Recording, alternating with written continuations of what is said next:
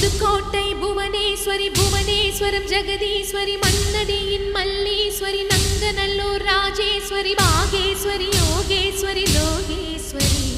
Melmalayanur